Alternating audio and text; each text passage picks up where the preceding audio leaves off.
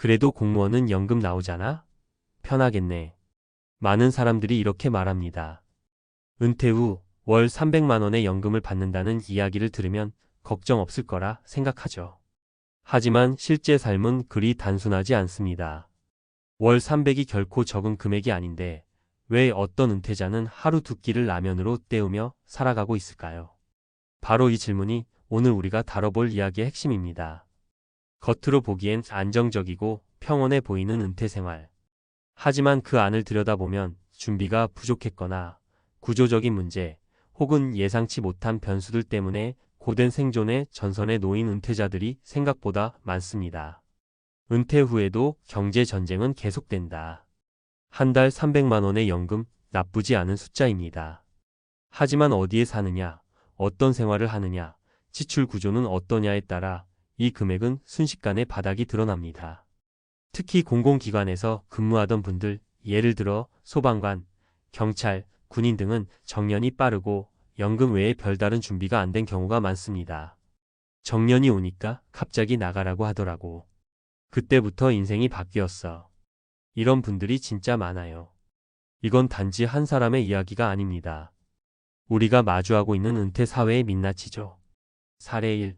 서울 아파트가 재앙이 된 62세 소방관의 이야기. 김씨 62세는 30년간 서울의 소방서에서 일했습니다. 매달 연금 300만 원이 나옵니다. 언뜻 보면 걱정 없어 보이죠? 하지만 문제는 주거비였습니다. 그는 서울에 아파트를 가지고 있었지만 관리비만 월 50만 원이 넘었습니다.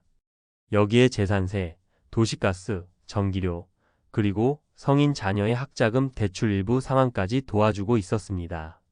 또 아내는 당뇨로 매달 약값과 병원비 20만 원 이상이 나갔고 어느새 고정 지출만 해도 200만 원이 넘었죠. 결국 남은 돈은 한 달 100만 원 남짓? 외식은커녕 마트에서 고기 한 번 사기 어려운 상황. 나는 진짜 은퇴하면 여유 있을 줄 알았거든. 근데 요즘은 라면을 밥 대신 먹어. 아내도 힘들어하고 이게 진짜 내가 그토록 바라던 은퇴였을까? 은퇴 준비는 단순한 금액이 아니다. 많은 사람들이 착각합니다. 월 얼마 받으면 살 수 있겠지. 하지만 진짜 중요한 건 소득 대비 지출 구조를 어떻게 짜느냐, 그리고 변수에 대한 준비를 얼마나 해두었느냐입니다. 300만 원이 안정적으로 들어오더라도 지출이 350만 원이면 결국 적자입니다. 여기서 가장 큰 변수는 바로 건강, 자녀, 주거입니다. 사례 2. 자녀를 믿었다가 무너진 60대 부부의 이야기. 이 씨 부부는 경북의 한 도시에서 자그마한 주택을 마련해 살았습니다. 남편은 퇴직 소방관으로 연금 270만 원을 받고 있었고 생활은 단출하지만 나쁘지 않았습니다. 그런데 둘째 아들이 창업을 한다며 부모에게 손을 벌렸습니다. 아빠 투자 좀 해줘. 나 성공하면 다 갚을게. 퇴직금 일부와 적금, 심지어 일부 대출까지 해서 총 4천만 원을 보태줬죠. 결과는 1년도 안 돼 사업은 망했고 아들은 본가로 다시 들어와 살게 됐습니다. 이 씨 부부는 다시 생필품을 줄이고 아들과 함께 사는 생활을 버텨야 했죠. 자식 하나 잘 되라고 도운 건데 이 나이에 다시 불안한 노후가 됐어요. 사례 3. 돈 쓸 데 없다며 소비 늘렸다. 망한 은퇴자의 이야기. 박 씨는 은퇴 후 받은 연금과 퇴직금으로 1억 가까이 갖고 있었습니다. 그는 이렇게 말했습니다. 나는 혼자고 자식도 없고 돈 쓸 데도 없잖아. 그냥 하고 싶은 거 하면서 살려고. 문제는 그 하고 싶은 것이 매달 늘어났다는 점입니다. 한 달에 입원식, 국내 여행, 고급 레스토랑에서 외식, 골프 멤버십 가입, 안마의자 구입. 돈은 금방 바닥을 보였고 2년 만에 그는 이렇게 말했습니다. 생각보다 빨리 고갈되더라고. 이제는 연금 250으로 전세 월세도 못 감당해서 고시원으로 이사했어요. 은퇴 후 진짜 중요한 3가지. 1. 고정 지출 줄이기부터 시작해야 합니다. 주거, 자동차, 보험 등 매달 나가는 돈을 확 줄이는 것이 가장 빠른 생존법입니다. 대도시 아파트는 팔고 지방이나 소형 임대주택으로 옮기는 것도 방법입니다. 2. 가족이라는 이름 아래 무책임한 도움은 하지 말아야 합니다. 자녀에게 무리한 금전 지원은 은퇴자의 삶을 송두리째 흔듭니다. 이젠 나부터 챙겨야 한다는 생각이 필요합니다. 3. 평생 쓰는 생활비 구조를 정확히 계산해 봐야 합니다.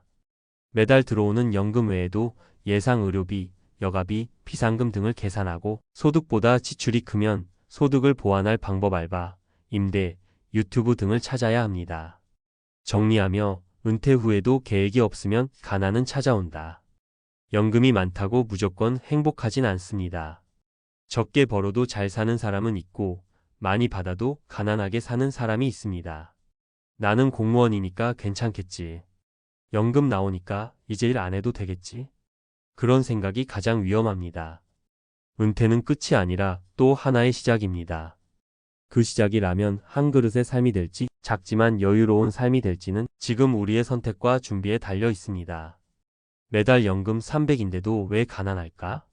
은퇴 소방관의 눈물 나는 현실. 공무원이면 연금 나와서 노후 걱정 없겠네. 많은 분들이 이렇게 생각합니다. 특히 소방관, 경찰, 군인처럼 국가직 공무원들은 은퇴 후에도 안정적인 연금을 받을 수 있다고 알려져 있죠. 그런데 실제 현장에서 마주하는 현실은 전혀 다릅니다. 월 300만 원의 연금을 받고도 생활고에 시달리는 은퇴자들이 존재합니다. 왜 이런 일이 벌어질까요? 연금만으로는 부족한 시대가 왔다. 최근 은퇴자들의 삶을 분석해보면 공통된 문제가 있습니다. 연금이 일정 수준 이상 들어오더라도 그것만으로는 생활이 어렵다는 점입니다. 이유는 간단합니다.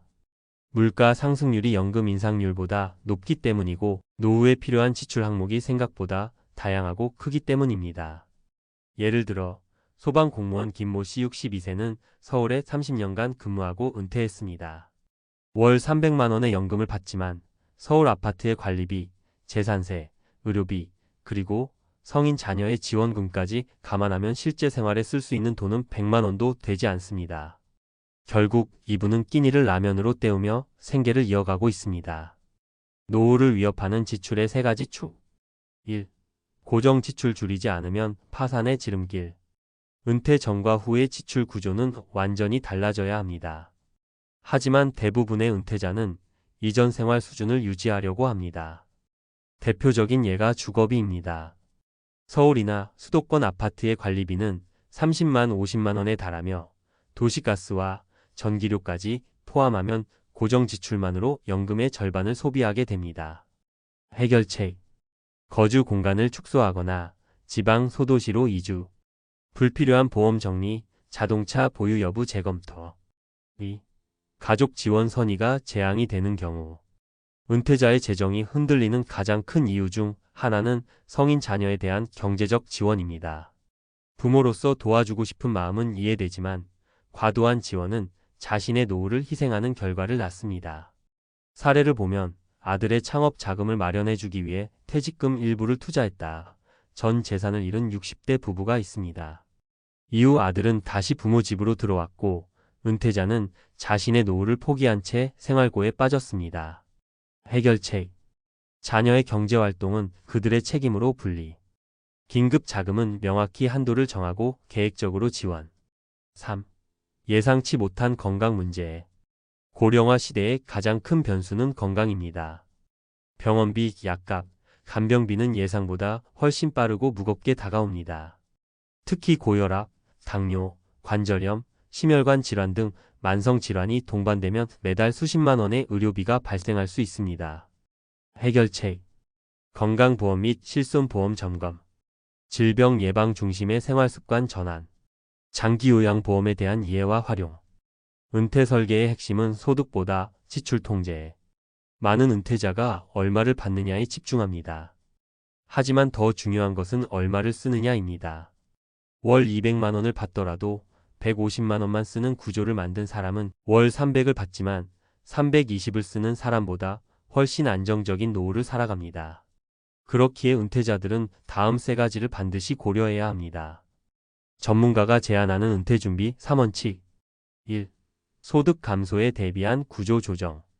은퇴 전 3년간 미리 은퇴한 것처럼 지출 구조를 줄여보세요. 실제 생활비를 실험해보면 자신에게 맞는 최소 생활비 수준이 보입니다. 2. 생애 말기 지출까지 포함한 계획 수립. 단순히 매달 쓰는 생활비 외에 의료비, 장례비장, 기호, 양비 등 생애 말기 비용까지 포함해 예산을 짜야 합니다. 예비비 비상금 계좌를 별도로 운영하는 것도 좋은 방법입니다. 3. 은퇴 후 수입 다각화. 연금 외에도 소액 알바, 임대 수익, 유튜브나 SNS 콘텐츠 수익 등 부수입을 고민해야 합니다. 특히 현재는 노후의 시간을 활용할 수 있는 다양한 방법들이 있으므로 자신의 적성과 경험에 맞는 활동을 찾아야 합니다.